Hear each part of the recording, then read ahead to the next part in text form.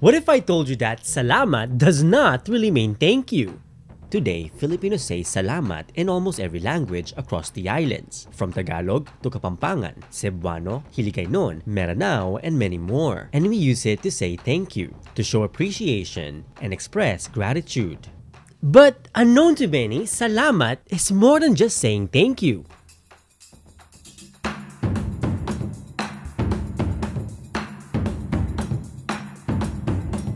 Mabuhay, or in Kapampangan, luwid kayo, and salam to our Muslim viewers. Welcome to my channel. It's me, Kirby Araullo, your friendly Pinoy historian and culture bearer. And in today's video, backed by popular demand, we'll revisit the true meaning of salamat. And you know, it's one of my most favorite topics of all time. And it's a word that we use every day, but I bet its true meaning and its deeper history will surprise you. The Philippines is home to an incredible linguistic diversity, with more than 180 languages spoken across over 7,000 islands. And in many of these indigenous languages, salamat is widely used to express gratitude. For example, in Tagalog, we say, maraming salamat. In Cebuano, they say, daghang salamat. While among the neighboring Waray, they say, damo nga salamat. And in Kapampangan, we say, dakalpong salamat or dakala salamat, which sounds similar to Maranao's madakala salamat. But here's the thing, when we say salamat, it's not just about saying thank you. It is also about wishing peace, safety, and well-being, a reflection of the values deeply rooted in our people's diverse but interconnected cultures. Values like care, harmony, and community. And you know, this is not unique to us in the Philippines. Our neighbors across Southeast Asia, like in Malaysia, Brunei, and Indonesia, they also use salamat in everyday greetings, like salamat pagi, to wish someone a peaceful morning and a safe start to their day. Salamat datang, to greet someone arriving, essentially welcoming you by wishing you a peaceful and safe arrival. And salamat jalan, to say farewell, or more accurately, to wish someone safe travels. Now, these greetings are not just polite, they reflect our shared indigenous Austronesian values of harmony, care, and wishing others well-being. It is the same spirit that we find in the word salamat in the Philippines. But to truly understand salamat, we need to dig deeper into its linguistic roots.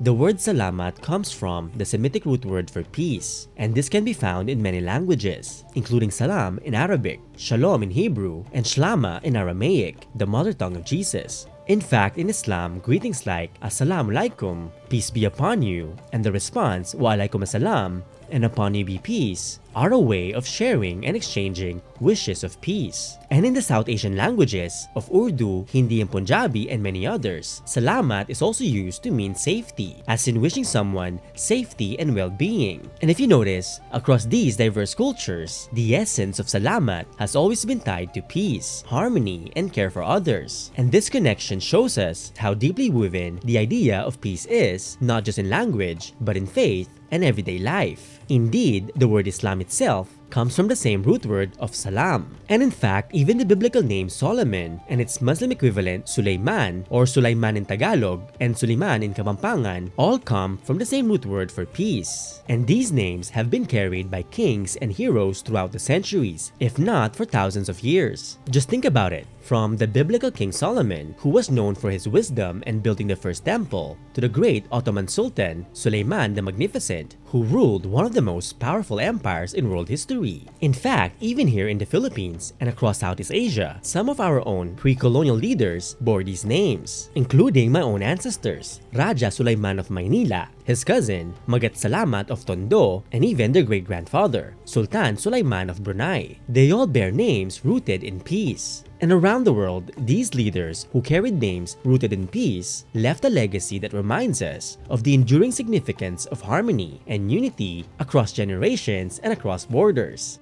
So in Arabic, salamat is actually the plural of salam, meaning literally many peace. And you know, this idea of wishing someone an abundance of peace resonates deeply with our ancestors and how we use the word today. Now let's look at how this word is written in our indigenous scripts. The root word for salamat, salamat, salam, shalom, and shlama, and many others, is traditionally spelled as shin, lamed, mem in many Semitic alphabets, and in turn, this can be translated into English as SLM. Now, what is really interesting for me, both as a scholar and a Baybayin and Kulitan culture bearer, is how this actually parallels the way we write salamat in our indigenous scripts in the Philippines. In Tagalog Baybayin, it's written as sa, la, ma, and ta, with a vowel cancellation marking on ta. ta at the end. Or, to keep it more traditional and pre-colonial, you could leave out the ta altogether and just write sa, la, and ma, salamat. And in the Kapampangan Kulitan script, it is written vertically from top to bottom with the characters for sa, la, and ma, and then ta placed right next to ma to cancel the vowel. If we think about it, the root of salamat traces back to SLM, echoing its Semitic origins in Shin Lamed Mem. So in a way, the way we write Salamat in our own indigenous scripts in the Philippines preserves the original spelling of the Semitic root word Shin Lamed Mem. It is a beautiful connection that shows our deeply interwoven languages, cultures, and traditions around the world. And this connection is not just historical, it's alive in how we celebrate gratitude today. For example, SB19's Salamat or SLMT music video beautifully captures the spirit of Salamat. And if you want to dig deeper, you can check out my reaction to their music video. But Salamat is not just a word, it is an embodiment of our people's values, of community, gratitude, and connections, which we actually see in our indigenous traditions of Thanksgiving.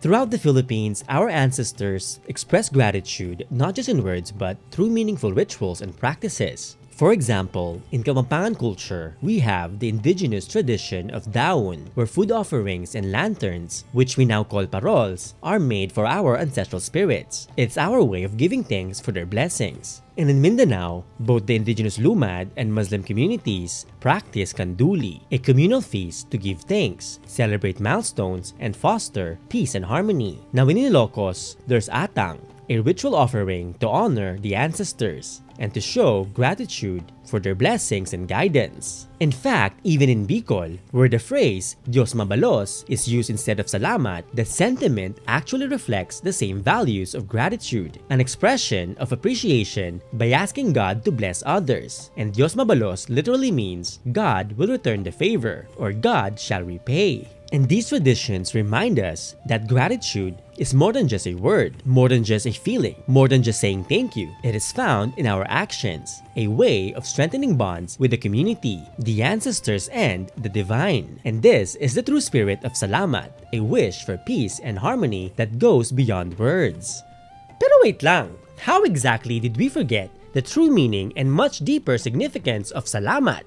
Over the centuries of colonialism, the meaning and the use of Salamat was shaped by the cultural and social changes brought by the colonizers. When the Spaniards arrived and conquered our islands, they disrupted many indigenous practices and reframed our people's cultures to fit within a Christian lens. Indeed, for over 3 centuries, they introduced anti-Muslim narratives that diminished our connections to the Muslim world. For instance, the term Moro was used during the Spanish era to vilify Muslims in what is now the Philippines, framing them as outsiders or threats. Sadly, this prejudice influenced how certain traditions and linguistic connections like those tied to Salamat were perceived as bad or worse, forgotten. But this division did not reflect the reality of pre-colonial Philippines. Before colonialism, our ancestors often lived in multi-faith communities, where it was actually common to have family members practicing different beliefs or religions. Indeed, respect and coexistence were the norms throughout the islands of the Philippines, throughout the islands of Southeast Asia, rather than these rigid, polarizing divisions of us versus them. And sadly,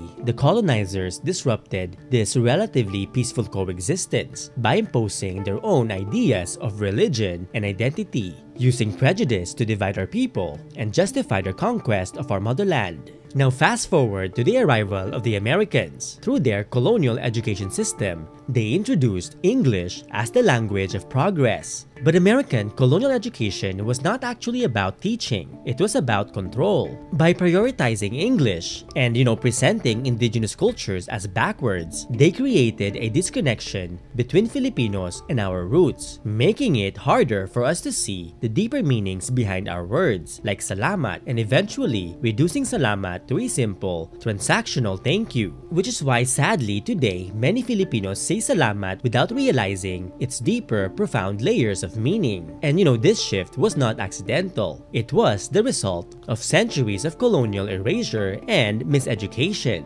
But despite this, Salamat endured. It remained a word of gratitude, quietly carrying its original essence through generations, a testament to the resilience of our cultures and languages. It is a reminder of where we've come from, what our people have endured, and who we aspire to be. And honestly, this is why I enjoy making videos like this. Videos that are not just meant to give you fun facts, but really to inspire you to dig deeper into our roots, our own histories and cultures, to reflect on our own past, and reconnect with our roots. So, the next time we say salamat, just remember that it's more than just saying thank you. It is a wish for peace, an abundance of peace, harmony, and community. It's a simple but deep word that connects us to our roots and reflects the values we share and continue to hold over the centuries. And honestly for me, Salamat has always been more than just a word. Its deeper meaning has shaped and inspired my life and my work throughout the years. In fact, it was the theme of my graduation speech at UC Davis at our Southeast Asian graduation back in 2013, reflecting on how Salamat connects us to our shared histories and cultures. And it's a reminder of the values that brings our people together: peace, gratitude, and resilience. So this holiday season, let us know what you're thankful for. And if you find this video insightful, don't forget to subscribe to my channel and ring the bell icon so you don't miss out on upcoming videos on our people's histories, cultures, and everything in between.